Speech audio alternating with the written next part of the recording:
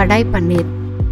செய்ய தேவையான பொருட்கள்: பன்னீர் 1 கப் அல்லது 200 கிராம், பட்டர் 2 டேபிள் ஸ்பூன், வெங்காயம் 2, ஒன்று பொடியாக நறுக்கி வச்சுக்கோங்க, ஒன்று கொஞ்சம் பெரிய பெரிய ஸ்லைசஸாக பண்ணி வச்சுக்கோங்க, தக்காளி 2 பொடியாக நறுக்கியது, தனியா 2 டீஸ்பூன், ஜீரகம் 1 டீஸ்பூன், மிளகு 1 டீஸ்பூன், பட்டை, கிராம்பு, ஏலக்காய், பிரியாணி லீஃப் தாளிப்பதற்கு, குடமிளகாய் பாதி குடமிளகாய் ஸ்லைசஸாக கட் பண்ணி வச்சுக்கோங்க, காஞ்ச மிளகாய் 3, உப்பு தேவையான அளவு, கரம் மசாலா 1 டீஸ்பூன், அதுக்கு ட்ரை கஸ்தூரி மேத்தி சிறிதளவு, கொத்தமல்லி, ஃப்ரெஷ் க்ரீம் 2 டேபிள் ஸ்பூன்.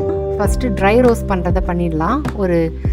ஒரு வானலியில் தனியா, காஞ்ச மிளகாய், மிளகு, ஜீரகம் சேர்த்து ட்ரையாக ரோஸ்ட் பண்ணி வச்சுக்கோங்க.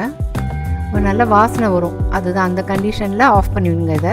இதை ஆறுனதுக்கப்புறம் பொடி பண்ணி வச்சுக்கோங்க. வானலியில் 2 டேபிள் ஸ்பூன் எண்ணெய் போட்டுக்கோங்க. எண்ணெய் காஞ்சோடனே பூண்டு, இஞ்சி, அதோட பொடியாக நறுக்கின வெங்காயம் சேர்த்து நல்லா வதக்கிடுங்க. பொடியாக நறுக்கின தக்காளி அதோட ஆட் பண்ணி, வெங்காயம் வதக்கினதுக்கப்புறம் தக்காளி போட்டுட்டு ரெண்டுத்தையும் சேர்த்து நல்லா வதக்கிடலாம். ஒரு 2 மினிட்ஸ்க்கு அப்புறம் தக்காளி கொஞ்சம் சாஃப்ட் ஆகிடும், நல்லா வதங்கி. அப்போ ஆஃப் பண்ணிவிட்டு கொஞ்சம் ஆறட்டும். ஆறுனதுக்கப்புறம் நல்லா நைஸாக அரைச்சி வச்சுக்கோங்க. ரெண்டாவது செக்மெண்ட் ஒரு வானலியில் 1 டேபிள் ஸ்பூன் நெய் போடுங்க, கொஞ்சம் எண்ணெய் போட்டுக்கலாம். அதோட அந்த தாளிப்பு ஐட்டம்லாம் போட்டுடலாம். பட்டை, லவங்கம், ஏலக்காய், பிரியாணி லீஃப் போட்டுட்டு நல்லா வதக்குனதுக்கப்புறம் கசூரி மேத்தி ஆட் பண்ணுங்கள். அப்புறம் அந்த பெரிய பெரிய ஸ்லைசஸாக கட் பண்ணி வச்சுருக்க ஆனியன் ஆட் பண்ணிடலாம். இது ஒரு 2 மினிட்ஸ் வதக்கினா போதும், ரொம்ப நல்லா வதங்கணும்லாம் இல்லை, ஏன்னா அது நல்லா முழுசாக தெரியணும் நம்மளுக்கு. அப்போ தான் கேப்சிகம் போட்டுடுங்க. கேப்சிகம் போட்டு ஒரு 1 மினிட் வதக்கினா போகிறோம்.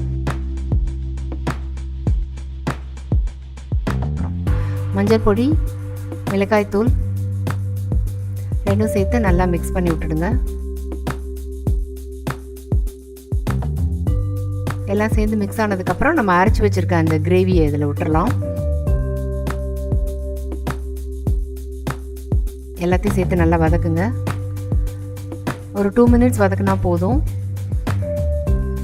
எல்லாம் நல்லா மிக்ஸ் ஆனதுக்கப்புறம் நம்ம ட்ரை ரோஸ்ட் பண்ண பவுடர் இதில் ஆட் பண்ணிடலாம்.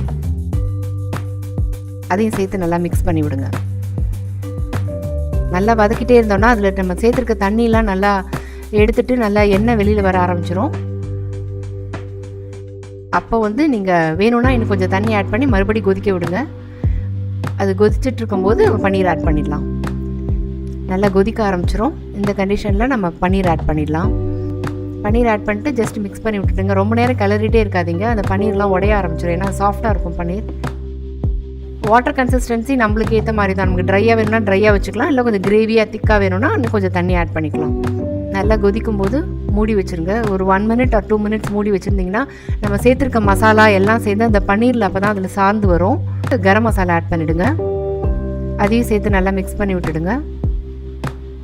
கொத்தமல்லி ஆட் பண்ணுங்கள். ரெண்டுத்தையும் சேர்த்து நல்லா மிக்ஸ் பண்ணி விட்ருங்க. இப்போ ஃப்ரெஷ் க்ரீம் ஆட் பண்ணிடலாம். இப்போ ரெடி ஆகிடுது நம்ம டிஷ் கடாய் பன்னீர். ஹோட்டல் ஸ்டைல் கடாய் பன்னீர் ரெடி. இந்த இட்லி, சப்பாத்தி, தோசை எல்லாத்துக்கும் நல்லாயிருக்கும். ரைஸ்க்கு கூட இது ரொம்ப நல்லா செட் ஆகும்.